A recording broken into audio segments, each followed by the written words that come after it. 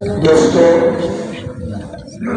اچھی چیز کی پہچان یہ بھی ہوا کرتی ہے، اوریجنل جو اصلی چیز ہوا کرتی ہے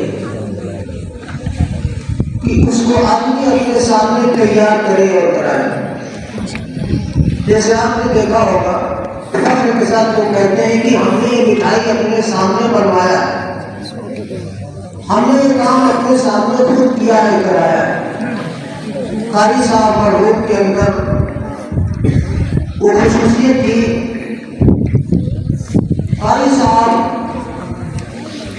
اور مولوی صاحب میں اللہ کا فضل ہے، شکر ہے، اس کا احسان ہے۔ تحدیث نعمت کے طور پر میں اس بات کا اظہار کر رہا ہوں کہ ہم دونوں کو ایک عظیم خصوصیت حاصل ہے اس مدرسے میں، جو شاید دیگر اساتذہ اس خصوصیت کے ساتھ متصف نہیں ہے۔ پہلی خصوصیت یہ ہے کہ ہم نے اور قاری صاحب نے شروع سے لے کر آخر تک کسی مدرسے میں کیا مدرسہ الحمدللہ ہم لوگوں کو اپنی نگرانی میں تیار کیا۔ اچھی چیز کو آدمی اپنے گھر میں رکھنے کے لیے، اس سے فائدہ اٹھانے کے لیے اپنے سامنے تیار کرتا ہے۔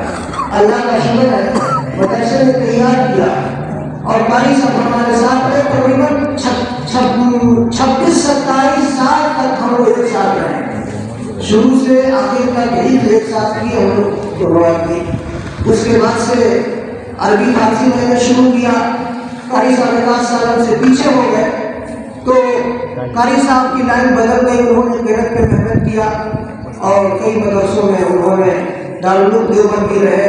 پھر دارالعلوم دیوبند سے انہوں نے روایت حفظ کو مکمل کرنے کے بعد 1 سال کتابت میں لگایا، اور کتابت کا شعبہ میں بڑھانا تھا کیونکہ وہ اور مزید تعلیم حاصل کرنا چاہتے تھے، قرأت میں مزید مہارت حاصل کرنا چاہتے تھے، تو کتابت میں بڑھانا تھا۔ اس میں قاری صاحب نے داخلہ لیا اور اس بہانے سے سال بھر کا اور موقع ملا، اور قاری صاحب نے اپنے استاد محترم، جو استاد محترم رہے قاری شفیق الرحمان صاحب بلند شہری، میں خوب جانتا ہوں، ایک اور ان کے استاد تھے قاری عبدالحمید صاحب، بہت پرانے استاد، بالکل بوڑھے استاد، تو یہ دونوں حضرات ان کے استاد تھے۔ پھر قاری صاحب وہاں سے دیوبند کے بعد مزید اپنی علمی پیاس کو بجھانے کے لیے باندھا تشریف لے گئے۔ قاری مظہر علی صاحب کے یہاں جو بڑے اچھے قاری تھے، بالکل مہارت رکھتے تھے قاری مظہر علی صاحب، اور قاری صاحب نے انہوں نے فیض حاصل کیا اور قرأت کے اندر مہارت حاصل کی۔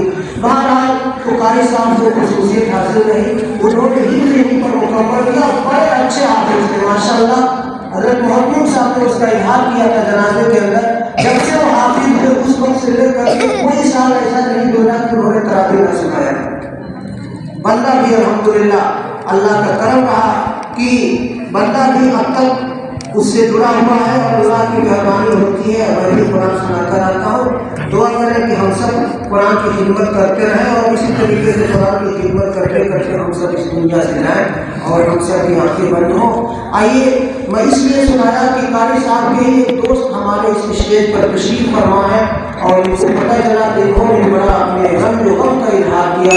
جناب قاری عبدالحمید صاحب ان کے رفیق کے درس رہے، وہ تشریف فرما ہے، اسی سے تشریف لائے ہوئے ہیں۔ میں قاری صاحب سے گزارش کر رہا ہوں کہ قرآن پاک کی چند آیتیں تلاوت فرمائیں۔